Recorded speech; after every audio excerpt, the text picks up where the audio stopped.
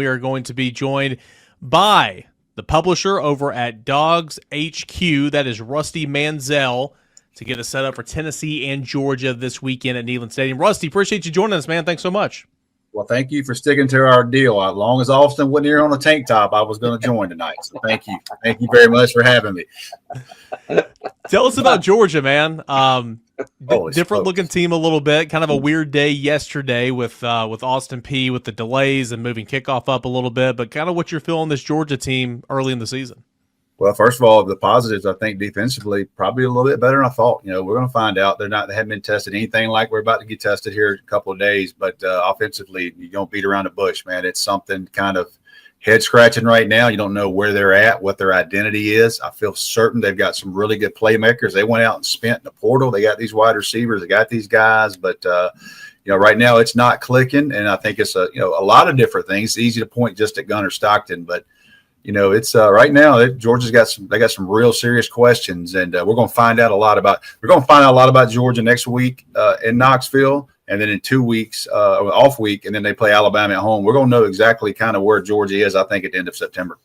Rusty, what is it about the offense that has surprised you? I mean, you're close to them. You know the talent from their high school days all the way through. Based on what you thought this offense would be to what it's been through 2 games, what is the biggest surprise of this thing? Well, the ability to drive the ball down the field. I know Gunnar Stockton has the arm. I've watched him play since he was in the 9th grade. Now, does he have the biggest arm? No, but he definitely has an arm big enough to, he can make the throws. He kind of hurts you with his legs. He's kind of a improvised guy. He's not going to drop back and throw the ball like Jake Fromm did. Jake Fromm really wasn't a guy that was going to move around the pocket, but he would hurt you pre-snap. He knew exactly what you were doing at all times, but before you could get into it, and he would anticipate. Jake Fromm had an average arm. Let's be honest with you. He had a unbelievable mind, and he can anticipate throws. And one thing I'm not seeing out of Gunnar right now, he's not anticipating throws. He's not trying to throw people open. The tight ends yesterday did. Guys, you know Georgia football. The tight ends had 0 targets yesterday. That's one of their most talented rooms right now. Oscar Delp's got 2 on the year. Lawson Lucky's got 1, and I think Elias Williams has 1 catch. The tight ends are not involved at all. So it's just really no identity. A couple of positives, I would say the running game's a little better than I thought. Chauncey Bowen's, the emergence of him. Dwight Phillips, I wasn't real sure how they were going to use him. This is a kid that ran a 10.15 100 meters. His dad's an Olympic gold medalist. I mean, this kid can freaking roll now. He put on 15 pounds in the offseason. He looks very good to me at running back. But to win a game like Tennessee and to win on the road in a place like Neyland, you're going to have to make some big-time throws. And yesterday, for whatever reason, man, it just was not there. It's kind of a head-scratcher. When you when you look at Gunnar, I mean, he's not played a ton. Is this just getting comfortable in it? Is this him being too cautious with the football? Is this him not trusting protection in front of him? Is it a combination of all things? Or is this all overblown, Rusty, because it's 2 games against 2 teams you were favored by a gazillion points. You blew out Marshall in the first one. You had a crazy day timing-wise yesterday, and okay, whatever, move on to the next one. I think Brent, you hit it right on the head. I think it's a little bit of, he is a 4th-year kid, but this is only his 3rd start. And I kept telling people in the offseason, listen, when Gunnar Stockton gets off the bus against Marshall, that's the first time he's ever walked in that building where he's the guy. You know what I mean? So he admitted he had a lot of nerves in that game. You go in yesterday and your schedule gets thrown off a little bit, but you're still a much more talented team. And it's not all on Gunnar now. There were some breakdowns.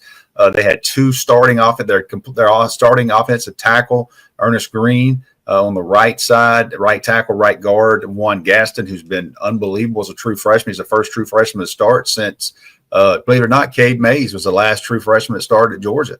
And this is a guy. So that was 2019 season, I believe. So when you look at that, it's few and far between with guys. He got hurt on the 2nd series of the game. Not sure he's going to play this week. I do anticipate Ernest Green being back at right tackle, so that'll help some. But it's not all on him. But I think it's a combination of a lot of things. And I do think at some point there's some confidence there. Like he's going to have to step in there and throw it and know and trust your wide receiver. I say this a lot. Sometimes your guy's got to out-athlete the other guy, and you just got to throw it up and trust that guy. And right now he's not doing that.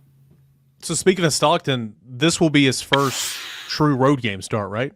Yes. Yeah. I mean, as far as walking into what he's about to walk into, yeah, he has not seen this. And that's so kind of on that note, how do you think he'll handle the environment? Because Neyland's going to be rocking. Reedman's going to be rocking, and they're going to have to. Somebody asked me today, tell me how Georgia. I said Georgia's got to have a fast start. You know what I mean? They got to have a fast start. I do think defensively they're going to be really good. I think Georgia, for whatever reason, has matched up really good with Josh Heupel. I looked at Tennessee stats afternoon. You know, I know Aguilar's slinging around. He hasn't been sacked all year. I went back and looked at the stats. Last year, Georgia had 6 sacks against Tennessee. And in particular, it was the linebackers. It was Jalen Walker, Smile Money, and all those guys are gone. But that's how Georgia has kind of approached that. They brought inside backers and different types of things. That is Georgia's strength. You know, Chris Cole's a 5-star kid. I think everybody's about to find out how good he is. Justin Williams, a 5-star at Texas. This guy can freaking play. So, you know, there's a lot of things there. But you look at Gunner in this particular thing, you don't know how he's going to react. And they better start quick, because if Neyland gets on top of you, it's going to be a long night and be a long afternoon up there. Rusty, you talk about the matchup, and obviously that first year that Kirby played and Josh played in Knoxville in 21, Tennessee had guys running open. I think Kirby adjusted to Josh Heupel's system faster than anybody else in the SEC who plays them on the regular has adapted to it. And it feels like Kirby Smart's decision defensively is we're going to be aggressive. We're going to be offensive. We're not going to play this. We're afraid of getting it thrown over our head deal. Yes. Do they have the corners? Are they in the secondary where they've been in the past to be able to play that aggressive style they've been able to play against Josh Heupel? I think their corners are really good. Okay. I worry about their deep end. You know what I mean? Like when you go from Malachi Starks and KJ Bolden. Malachi Starks was a first rounder. He's gone. KJ Bolden, super talented, probably going to be a first rounder in 2 years. The guy that's playing there right now, this will be a huge test for Kyron Jones, who's been playing. I don't think he's Malachi Starks, and that's just being reality now. He's got to do what he's got to do. But I promise you, Tennessee's going to take some shots at 31, and they're not going to play around that deep end. You know, you start looking at Malachi Starks last year and KJ Bolden, you're not going to mess around with that deep end too much. You're not going to make a living there. But Dalen Everett's been really good. Dalen Everett had one of the best turnarounds, I think, one of the Georgia defensive backs in a while. Now, Ellis Robinson, okay, the 24 class, ESPN had him the #1 player in America, regardless of position. He was the #1 player in the class. Comes into Georgia last year, doesn't start, and people's like, what's going on? You know, this guy's supposed to be, you know, Travis Hunter type player, and he didn't get to start last year, but they had some good players. Right now, he has that job over Daniel Harris. So I feel pretty good where Georgia is there, but on the back end, if I'm Kirby Smart and Glenn Schumann, and I'm looking at Joey Aguilar and those damn deep balls he throws, the deep ball accuracy is what stood out to me with him. He doesn't miss that deep shot too much. What I've seen so far, he's going to take some shots at particular number 31, and we'll find out pretty quickly. Here's another thing. I don't know if he's going to do it this week, but Kyron Jones played with a club on his hand. And you start talking about a safety, you're going to need both hands when they're dropping bombs on you all day. So we'll see. They brought in 3 portal transfers at safety, and he winds up winning the job. So they knew they needed a safety. They knew they needed a guy right there. And right now, that's still a question mark on that deep end, trying to replace Malachi Starks. So who's the other corner? You mentioned Harris, but Everett's beat out Harris. You mentioned it's Dalen Everett. It's Dalen Everett, and right now Ellis Robinson. The star position is Jonel Aguero, who's come a long way in his coverage. I feel good with him. I feel good with KJ Bolden. But again, the back end against a team like Tennessee is going to take shots would concern me. And you're right, Brent. Georgia has kind of played this. We're going to manual. The one thing I know, just talking to some people over the years about their philosophy and playing that, they try to keep everything underneath, and they feel like you've got to control the box because Tennessee wants you to get a light box in Tennessee. That's what people that don't know enough about Tennessee, he wants to run the freaking ball.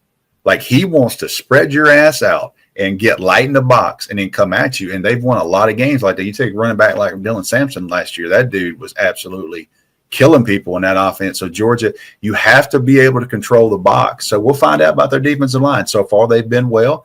Do they have an NFL first round on defensive line? I don't think they do right now, but I think as a whole, they're pretty good. But you look at Tennessee, they're going to spread you out. They're going to play the numbers game, and you better be able to stop the run. Rusty, does Kirby like this team? Is this he's had so many elite players, so many first day draft picks, top 10 picks. This one feels a little more blue collar. He does like this team. Yep. Does this and not that he's not enjoyed coaching, top 10 NFL picks, but does he like the personality that it's kind of a group thing and not an individual thing? The one conversation I had with him back in May at a golfing event and had him talking to some other guys and everything, he did mention, like, I don't know how damn good we're going to be, but I really like this group. This is it's a young group. It's a hungry group. And, it felt like he had a good group of kids, felt like they really liked the portal guys they brought in. That they really feel like they've hit on this true freshman class. You guys will see that Saturday. There'll be a lot of true freshmen play. A lot more than I kind of anticipated. They really feel like they've hit. But, as far as I know, they've hit. And I say this about Gunner, man. I mean, Gunner's, he's everything that's right about college football. This kid waited his turn. He's not out raising hell. He's a really good kid. I know he gets a lot of publicity before having a 40-year-old F-150. I don't want to break the news, but he does have a pretty nice brand new truck too. He drives around, so he's not just all day every day in that F-150, that old single cab. But he's a great kid. He's a great person, and you want guys like that to be successful. Look, I'm very close to a lot of people on Tennessee's team. I know Mike Matthews, his family. You couldn't ask for a better kid than Mike Matthews, man, and that family and spending time around him. I know. Jake Merklinger, and covered him since the ninth grade. Great kid, man. I'll never forget watching Jake Merklinger absolutely take a beating against Cedar Grove, the state championship, and the semifinals that year. And he got up every single play. I could not believe how tough he was. So, you root for those types of kids, and I think Georgia's got a good mix of them right now. All right. So on that note, since you know the high school scene that well, have you seen anything from Ty Redmond at Tennessee? What did you think of Ty Redmond coming out of Milton High School? I mean, he's a starter. Now, part of that's because of injury, but he has played really well. Does that surprise you that he's had a quick impact at the college game, Rusty? No. I saw him when he was at St. Francis when he was a sophomore, and they had a bunch of guys like Brandon Jacobs and all those guys. They were loaded for a small private school. They were all there as sophomores, and then they all left. Half of them went to Buford, and half of them went to Milton. I remember standing there the day Willie Martinez was there. It was the end of his sophomore year. He was about to be a junior. I remember Tennessee being there and Clemson being there and watching a practice. And I'm watching 7 kids. But I remember going, damn, who is this long corner right here? And I looked at Willie, and he was like, oh, yeah, we own this one. They were on this guy early. Then he transitions from single A private up to 7A. He was the 7A champions, and then they were the 6A champions. Milton back to back. So no, it doesn't. He's been in big time. He's been in major big time battles. You got to compete at a high level. I had a college coach tell me one time, and I stick by this. I had a college coach tell me one time, the kids from Florida might be more athletic, but the kids from Georgia are ready to play, and they're ready to play early. And I attribute that to the great high school coaching in the state of Georgia. And that's why there's so many schools here. That's why there's so many people recruiting this state. And Willie Martinez said the same thing. Like last week when we were talking to him about Ty Redmond, he gave props to the coaching staff that he came from at Milton and, really the entire state. Last thing I got for you, man, I really appreciate your time. We kind of hit on this Georgia team all over. You mentioned tight ends. Tell me about the skill. You bring in Zachariah Branch. He's got 6 receptions on the year. Colby Young. Noah Thomas is on this roster. Dylan Bell's still there. He killed Tennessee 2 years ago. What's the like about the skill in this offense for Gunner Stockton? You got to love it. I hate to bring up the subject, but you got to think, what would Carson Beck done with that group of wide receivers? You know what I mean? Like, Brent, you'll see it Saturday in warm-ups. I mean, Colby Young's 6'5", Noah Thomas is 6'6", Zachariah Branch is elite, like sudden on you. He's a great punt returner. I think they're going to have to use him more. The kid that doesn't get enough burn really is the kid that came from Vanderbilt, London Humphreys. I mean, he really had to put on some weight, but it's a 10,500-meter guy. Last time I talked to Barton Simmons, he said that crushed me, man. That kid leaving because they had recruited him, for 3 or 4 years. But, he's a kid that plays the tight ends. You guys are going to see this guy when you're there. I want you to watch number 10. He's Elias Williams. He's a true freshman from Camden County. He's 6'7.5". He's 245 pounds. I mean, this dude is like, it's an alien when you see him.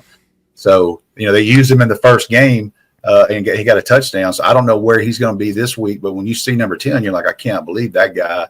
Everybody says that's Darnell Washington. That's not Darnell Washington. Darnell Washington was a freaking tight end. He was a tackle playing tight end. He was 6'7", 290. And I still say if he would switch to left tackle in NFL, he'd play 10 more years. This is a very athletic AAU basketball type kid that's playing football. So skill-wise, I think Georgia's as good as they've been. But if they're not getting touches, something's not right. This is kind of digging into this one last thing on it. I would be very surprised if Georgia doesn't use Gunner in the run game this week. Like, you've got to use him in the run game this week, and some RPO stuff, and can't sit there and drop back 25 times with him up there this week. They will not win this football game. They're going to have to use his legs, and he can move the chains when he needs to. Took a shot early in the game yesterday, and I think Kirby put the clamps on him because he ran one for about 11 yards and it got sandwiched in between two safeties. Kid hit him hard. You cannot take those shots, but they're going to have to use him in a run game this week. All right, Rusty, a lot of Tennessee fans going to say all week long, Kirby's sandbagging the last 2 weeks, that they're going to unleash it. It's been by design. Check down Charlie at the quarterback position, and they're just kind of muddling through the waters to get there. They sandbagging? I don't think offensively they have. I think they're struggling. Now, defensively, yes, they have. So here's what I'll tell you that I don't know. But the first time it's 3rd and 9 for Joey Aguilar, you're going to see what Georgia, their third down package. Jalen Walker became a first rounder because of how they used him. Smile Munden was a high draft pick because of how they used him. Nakobe Dean, all those guys. How does Georgia attack them in their blitz packages? Who's in on third down? How do they line up and dime? They played, don't let me get into football nerd. They played dime mode against Texas. Nope, they didn't play it all year against them. They put Chris Cole, a linebacker, on that tight end for Texas, and he shut him out for 2 games. They will throw a wrinkle in on you. I guarantee you they've got something they haven't shown Tennessee yet. Will it work? I don't know. But defensively, they have played very vanilla. So we'll see. And if you're watching the game, kind of see what's going on third downs and those type of things. And are they bringing their inside backers, or do they trust their edge guys? Because they've attacked 2 different ways. But offensively, they're not holding back. They're struggling, and they got to get it fixed. Rusty Mansell, he's the publisher of DawgsHQ. If you want to get the Georgia perspective on this rivalry game throughout the week, go check it all out. He and his staff do great work. As always, Rusty, thank you so much, and looking forward to Saturday. I want to make a note. I got 2 jerseys that hang in my office. One's Alvin Kamara, and it's a Tennessee pitcher. So a lot of people might kill me for that, but that's my Tennessee connection, man. Love me some Kamara. Man, hey Rusty, thanks, man. We appreciate you. Always a blast, buddy. We'll see you. Thanks. Appreciate it, guys.